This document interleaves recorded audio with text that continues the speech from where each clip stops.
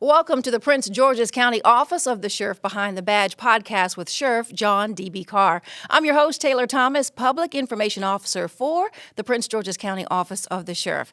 All right, Sheriff Carr, welcome back again. We're here again giving information to residents and abroad, anywhere outside of the DMV area. So we're in the throes of summer. We know there's a lot going on. We have kids out of school. We have a lot of visitors here. What would you say you're hyper-focused on as we head into these hot summer days?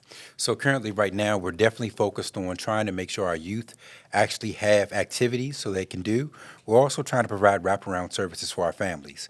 As we know, there are some financial constraints that we've seen with some of the federal government job losses, also dealing with the end of school and some of the school programs.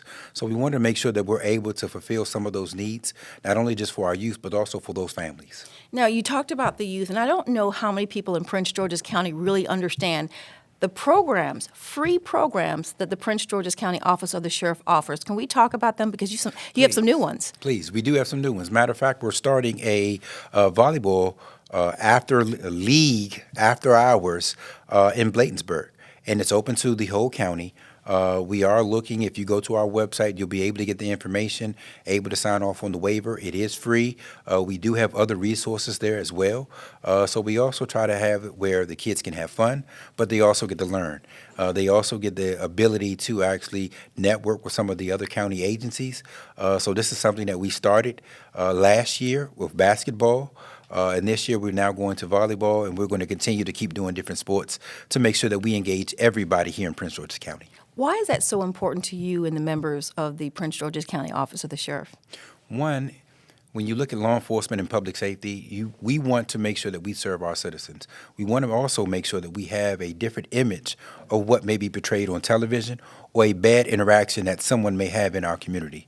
Again, this job is about service, customer service. So the only way that we can engage is that we meet our youth and our citizens where they are. And we also want to make sure that, one, as we talk about recruiting, that hopefully we can actually get a new sheriff or we can actually get a new deputy out of our interactions with our youth. They are our future. They are now. So we want to invest in them as best as possible. So, and you really do get a chance to see that. And again, they can get that information by going to pgsheriff.com. So, you know, the second or the number one most asked question about you are, what are the stats in Prince George's County? Can you give us the latest information on that? Yes, I can give you the latest information. I am happy to report that some of our domestic violence numbers are starting to trend downward. We still are seeing a increase in reference to not intimate partners, but family violence. And that's something that we do want to focus on. Our mental health numbers did decrease this past month.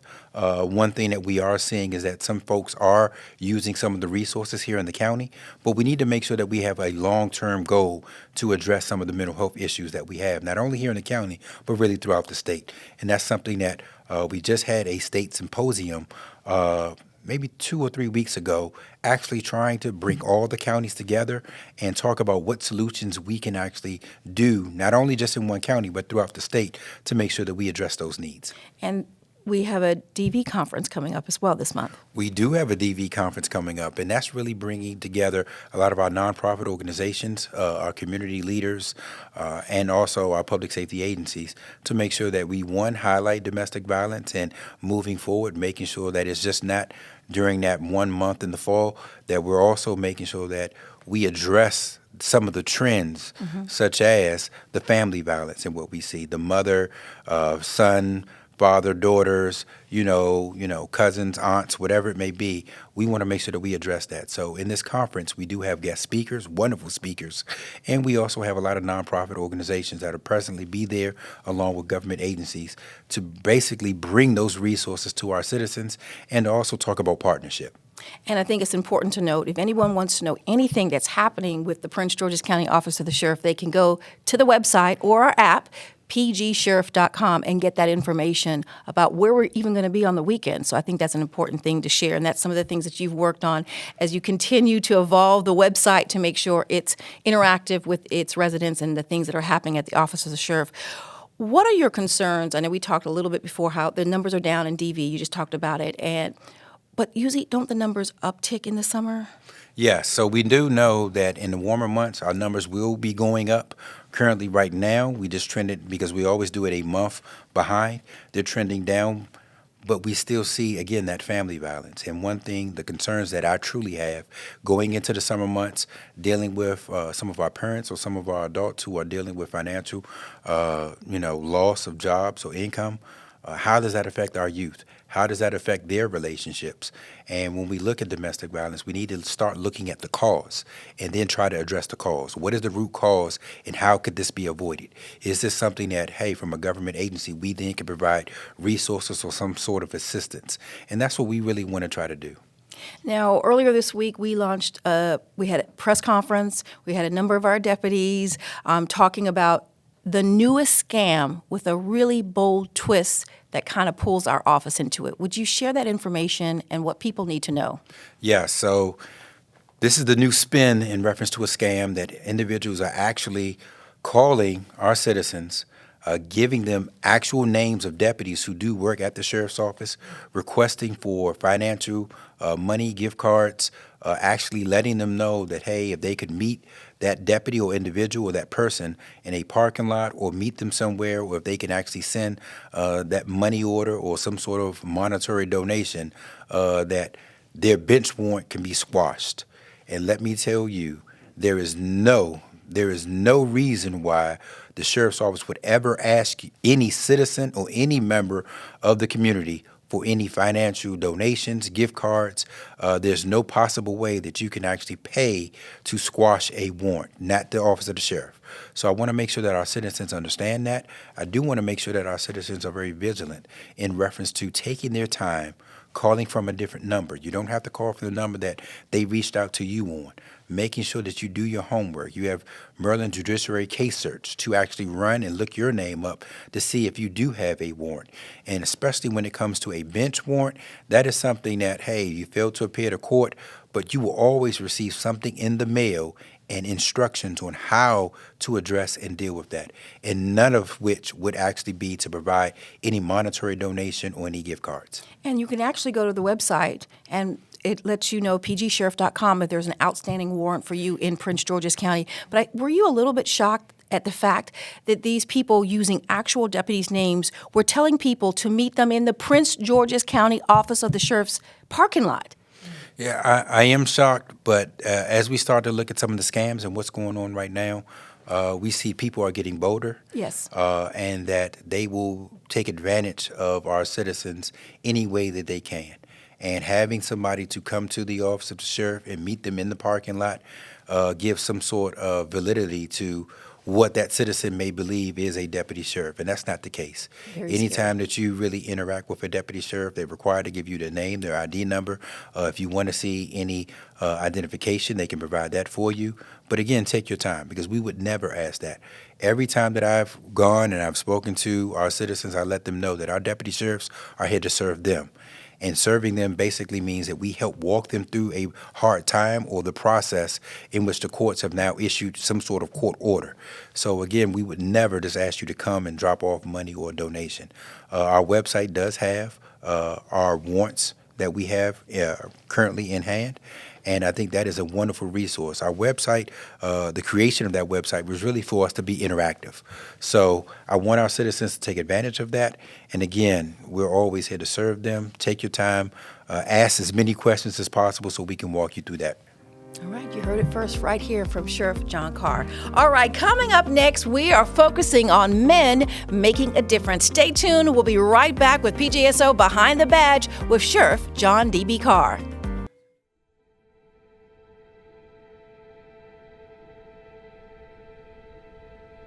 I am what child hunger looks like in America.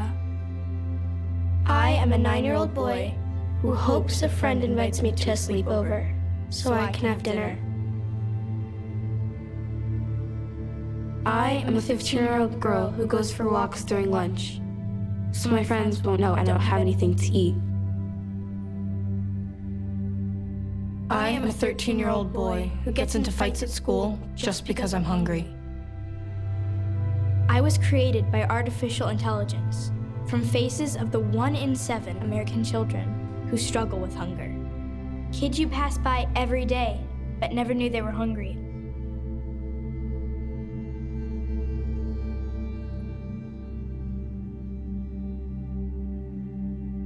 Feeding America, 200 food banks strong.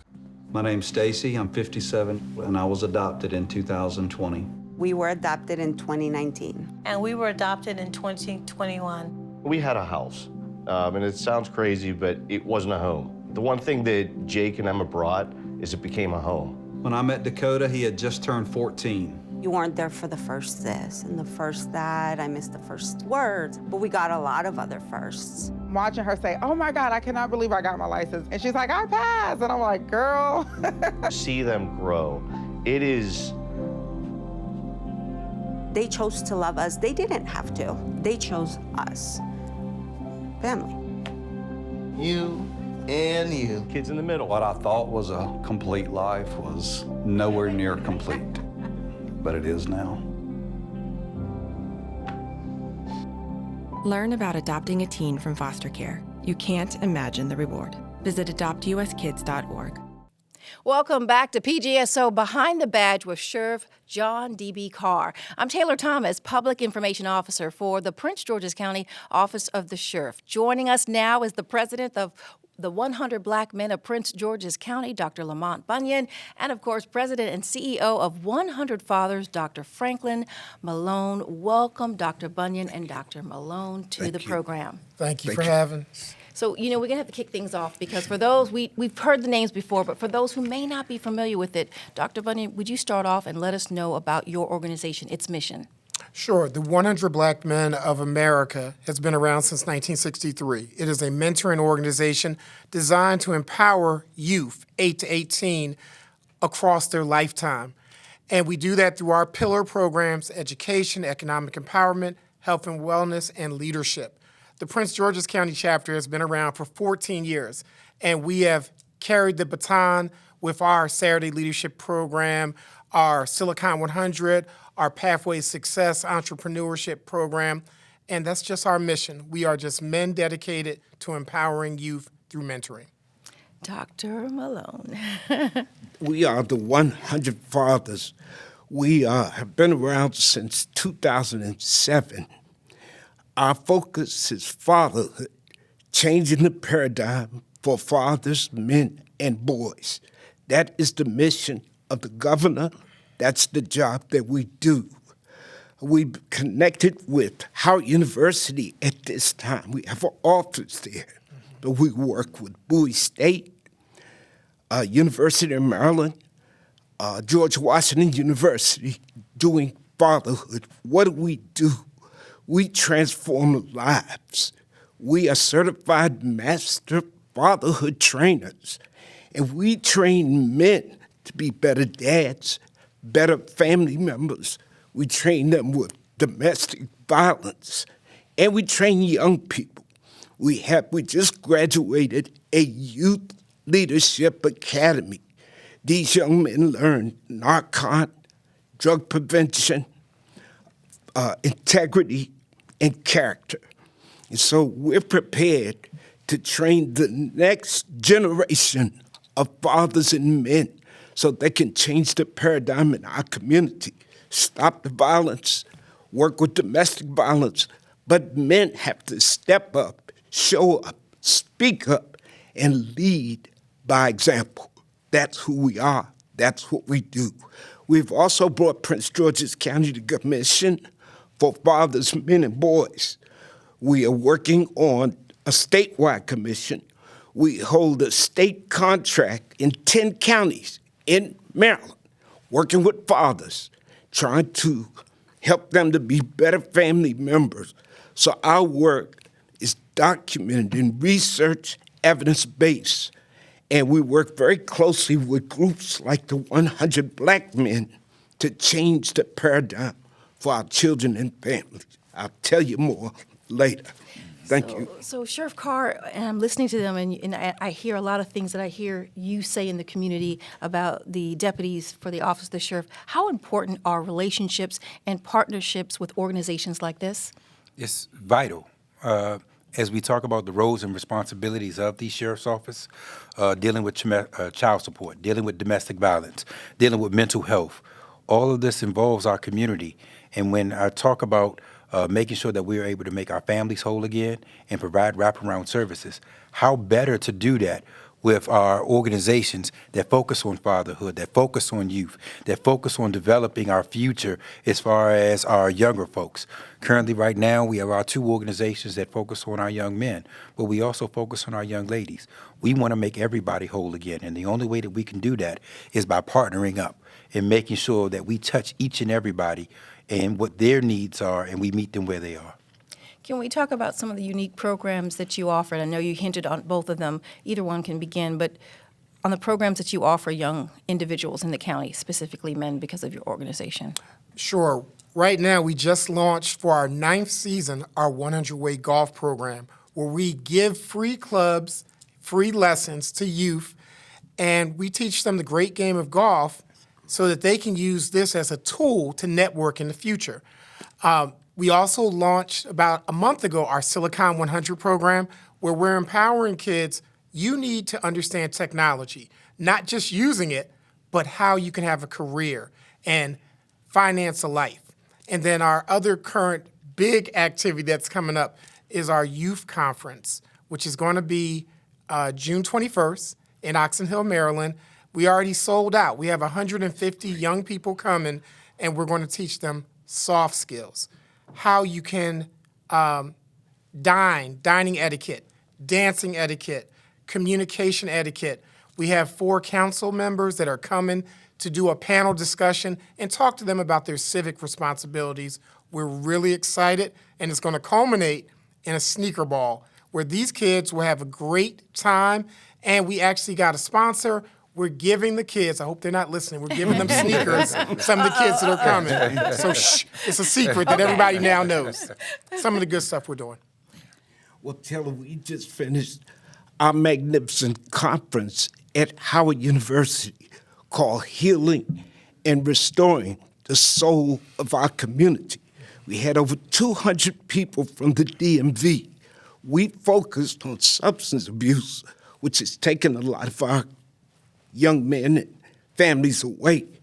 We're looking at the new 21st century father and man. Who is that? We're looking at parenting, co-parenting. We also had Dr. Roger Mitchell on our side, who's the next president of the American Medical Association, standing with us to let our young people know nobody is going to save you but you, and you got to look at yourself. So we have over 100 organizations joining with us to make this happen. We have Ben's Chili Bowl, Everfresh Juice, Zeke's Coffee. All of them help us to do our job. We're in the schools. We've been with the Momentum Conference for the past 6 years. We're national, regional, and local. But our job is to focus on the fathers, train them, and bring in the next generation of positive men and fathers who can change the paradigm for our children and families. Domestic violence, that's what we do. We change that. If you change your thinking, you change your actions. I want to drop this on y'all now. If you haven't heard of reactionary masculinity syndrome, then you don't know what violence is. That's manhood, power, respect, fatherhood, and racial discrimination. If you get the first 4 corrected, you don't have to go 6 feet under or behind the jail. This is what we're bringing.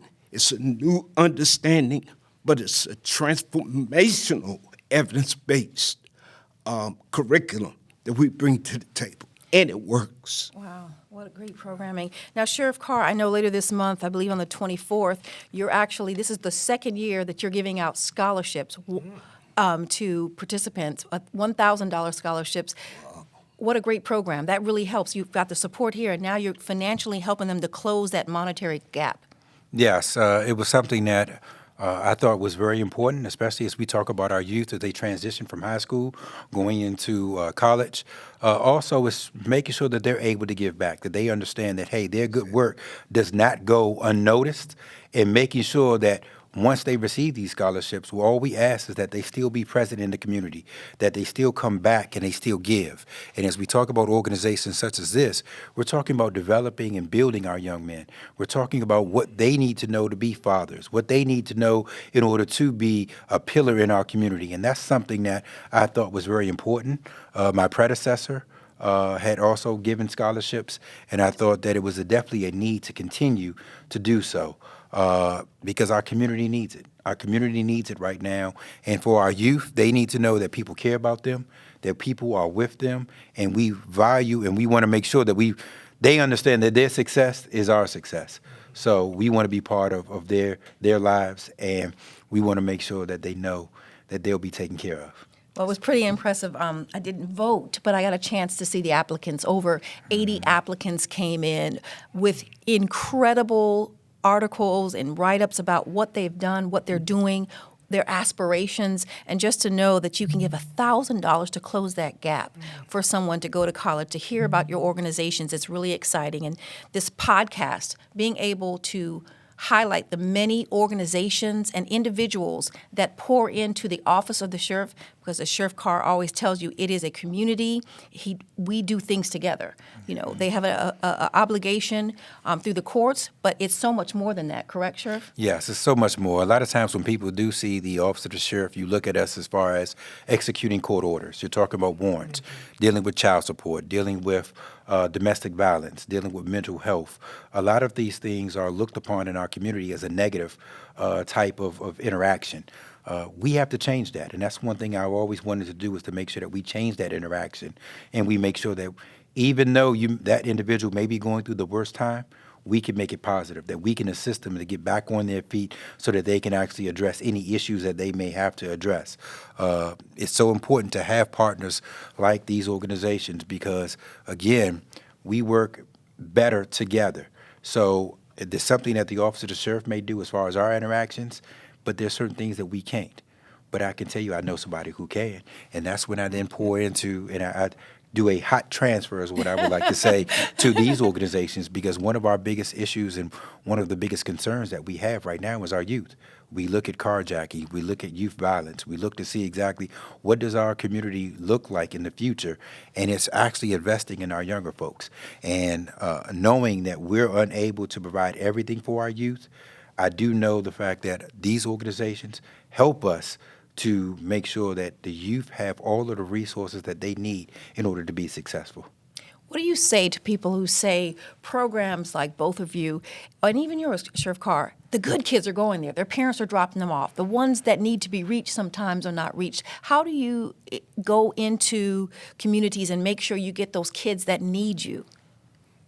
So we actually go to the high schools, we go to the middle schools, we go to the back to school nights, and we will actually walk up to the reluctant parent and child and say, no, you need to be in this group. We want to get the kids that look away. That's what we're looking for. We specialize in the ones that are troublemakers.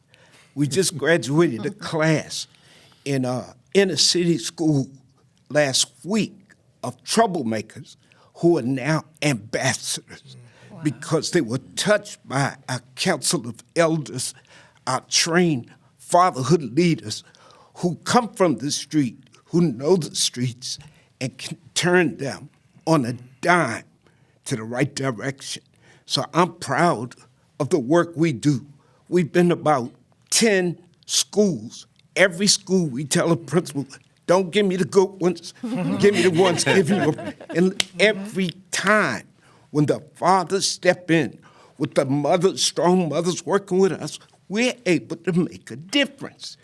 Fatherhood makes a difference in the life of a fatherless young man and young lady.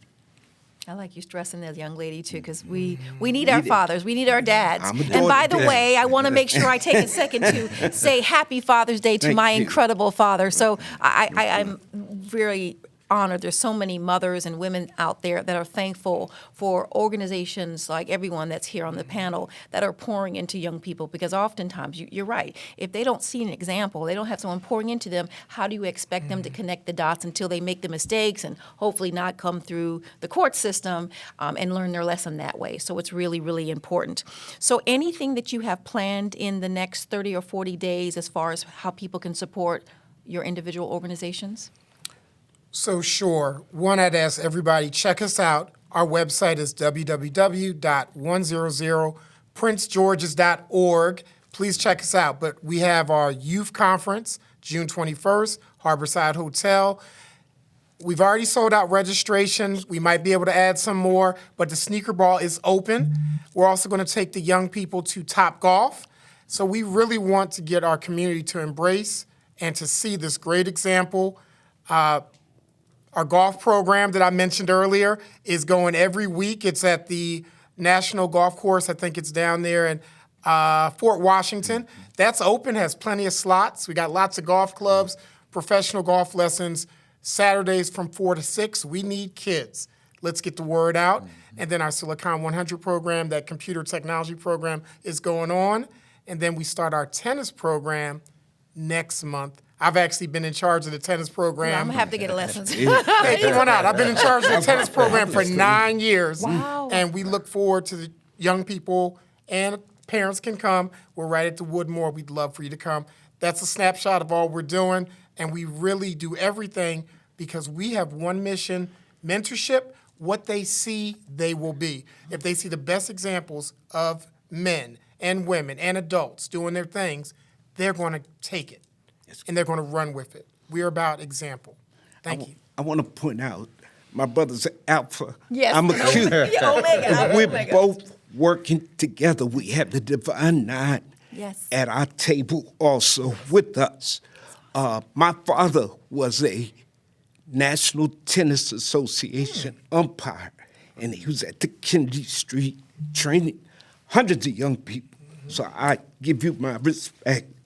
But we also have tennis, we got golf, we go fishing. We do things with these young people that change their lives, take them where they never been. We were at the last Wizards game with 250 fatherhood leaders from across the nation and featured our Youth Leadership Academy. And your explorers were there. And it was awesome. So we're looking to bring our Blue Ribbon Report with Howard University. What do we need to do next for our families and children to heal our families? Then in August, we'll have another conference for the youth so that they can speak up, show up, and give us their answers. So that's what we got cooking right now. That is awesome. But There's a lot of I'm good excited. stuff there. Yes, We're it going to is. close out with you, of course, Sheriff Carr. Any closing words that you'd like to share with the community? No, I guess the biggest thing is really talking about our youth. As we start to get into summer months, you're looking at the youth actually coming out of school. What do we have here present for them here in Prince George's County? And I want them to know that we have wonderful organizations such as these gentlemen here that we all can model from. Even with our organization, with us doing volleyball, basketball, us actually getting ready to do a Saturday Academy in which I'm be tapping into other organizations. You really have a future here in Prince George's County, and that we value our youth and that we want to make sure that they succeed. So please, by all means, visit our website, pgsheriff.com, and you'll see all the new things that we get ready to do, especially for our youth and for our parents and just really for families as a whole. I just love hearing that. We value our youth. Said it best by Sheriff John Carr. All right, well, I want to thank our very special in-studio guest, Dr. Bunyan, and of course, Dr. Malone for joining us. Now, if you have a topic or if your organization would like to come on our podcast, email me at shf-pio@co.md.us. All right, don't forget to follow us on all social media platforms, IG, PG Sheriff's Office, and on Facebook at Prince George's Office of the Sheriff. Until next week, stay safe and informed.